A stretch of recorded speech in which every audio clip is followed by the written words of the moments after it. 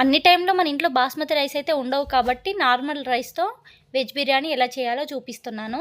ముందుగా ఒక ప్యాన్ తీసుకొని అందులో వాటర్ వేసుకోవాలి. తర్వాత బీన్స్ ముక్కలు, క్యారెట్ ముక్కలు, ఆలు ముక్కలు చిన్న చిన్నగా కట్ చేసుకొని వేసుకోవాలి. కాలీఫ్లవర్ ముక్కల్ని మీడియంగా కట్ చేసుకోండి. మరీ చిన్నగా కట్ చేసుకుంటే మొత్తం ఉడికిపోయి మెత్తగా అయిపోతాయి కాబట్టి మీడియంగా కట్ చేసుకోండి. తర్వాత కొద్దిగా పసుపు అలాగే సాల్ట్ వేసుకొని 80% కుక్ అవ్వనివ్వండి. తర్వాత స్టవ్ ఆఫ్ చేసేసుకొని ఈ వెజిటేబుల్స్ని జాలిగంటెతో తీసుకొని ఒక బౌల్లో వేసుకోండి.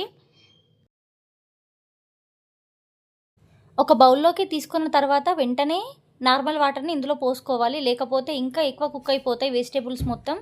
తర్వాత ఇంకో కడాయి తీసుకొని మనం ఉడికించిన వెజిటేబుల్స్ అన్నిటిని ఇందులో వేసుకోవాలి.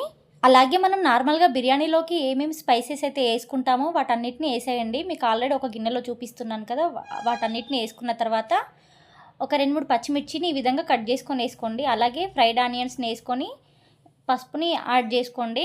అలాగే మన టేస్ట్కి సరిపడా కారాన్ని, సాల్ట్ని కూడా యాడ్ చేసుకోండి. అలాగే ఒక టేబుల్ స్పూన్ వరకు ధనియాల పొడిని వేసుకోండి. తర్వాత కొద్దిగా కొత్తిమీర, పుదీనా వేసుకోండి.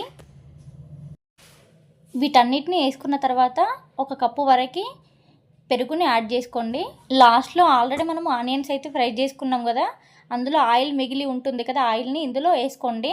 అన్ని రకాలుగా మనం వేసుకున్న తర్వాత ఇప్పుడు మొత్తాన్ని కలిపేసుకోవాలి. ఆల్రెడీ మనము కుక్ చేసిన వెజిటేబుల్స్ ఉన్నాయి కాబట్టి మెల్లిగా కలుపుకోండి.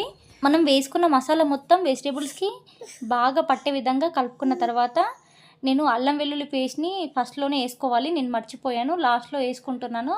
మీరైతే ఫస్ట్లోనే వేసేయండి. ఇది కూడా వేసుకొని మొత్తం కలిపేసుకోవాలి.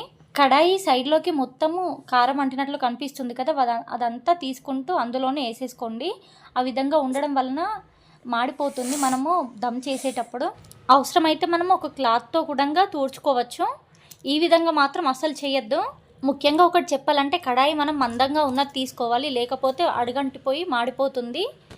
మీ దగ్గర నాన్ స్టిక్ ప్యాన్ ఉంటే అందులో అయినా చేసుకోవచ్చు. తర్వాత ఒక మట్టి పాత్రలో వాటర్ తీసుకొని ఇందులో బిర్యానీ ఆకు, లవంగాలు, యాలకులు, కొంచెం పుదీనా, కొత్తిమీర వేసుకోండి. ఇవి వేసుకున్న తర్వాత ఉడకబెట్టిన బఠానీ వేసుకోండి. ఇవన్నీ వేసుకున్న తర్వాత వాటర్ అనేది మనకి ఎసరొచ్చే ముందు సాల్ట్ని యాడ్ చేసుకోండి. ఈ సాల్ట్ అనేది మనం ఈ టైంలోనే అడ్జస్ట్ చేసుకోవచ్చు. ఆ మసాలాలో ఏ విధంగా అయితే వేసుకున్నామో దాన్ని చూసుకుంటూ ఇందులో వేసుకోండి. తర్వాత ఒక 30 నిమిషాల పాటు నానబెట్టిన నార్మల్ రైస్ని ఇందులో వేసుకొని ఉడికించుకోవాలి. ఈ రైస్ని వేసుకున్న తర్వాత ఏదైనా ఒక చెక్క స్పూన్తో కలుపుకోండి.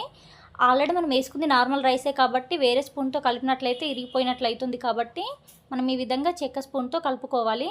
రైస్ అనేది ఒక 70% కుక్ అయిన తర్వాత ఇందులో వేసుకోండి. మనం కలిపి పెట్టేసుకున్న మసాలాలో మళ్ళీ రైస్ని ఒక 80% కుక్ అయిన తర్వాత 80% కుక్ అయిన రైస్ని కూడా ఇంకో లేయర్ లాగా వేసుకోండి. మధ్య మధ్యలో ఆనియన్స్ అలాగే కొంచెం పుదీనా, కొత్తిమీర వేసుకోండి. మనకి బిర్యానీ అనేది అడుగంటకుండా మంచిగా రావాలంటే ముఖ్యంగా చెప్పాలంటే మందమైన ఒక బౌల్ని తీసుకోవాలి.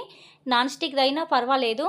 రైస్ మొత్తాన్ని వేసుకున్న తర్వాత రైస్ ఉడికించిన వాటర్ని ఒక 1/2 గ్లాస్ వరకు తీసుకొని అంచుల వెంబడి పోసుకోండి, అడుగంటకుండా ఉంటుంది. ఇప్పుడు దీనిపైన ఒక మూత పెట్టేసుకొని దమ్ అనేది బయటకు రాకుండా ఏదైనా ఒక వేడిని పెట్టండి. ఒక 5 నిమిషాలు మీడియం ఫ్లేమ్లో, తర్వాత ఇంకొక 5 నిమిషాలు సిమ్లో పెట్టేయండి. అంతే, మనకి వెజ్ బిర్యానీ అయితే రెడీ అయిపోతుంది. మీరు కూడా ఒకసారి ఈ విధంగా ట్రై చేయండి. మీకు ఎలా వచ్చిందో కామెంట్ చేయండి. వీడియో నచ్చితే ఒక లైక్ చేసి మన ఛానల్ని సబ్స్క్రైబ్ చేసుకోండి.